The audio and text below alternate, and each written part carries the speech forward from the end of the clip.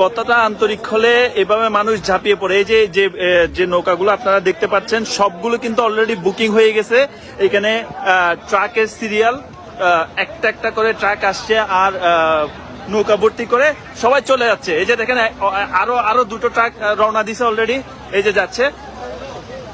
আমি শুধু দেখাতে চাচ্ছি চট্টগ্রামের মানুষ কতটা আন্তরিক। এখানে ট্রাক একটার পর একটা সিরিয়াল ধরছে, জাস্ট হেল্পিং হ্যান্ড।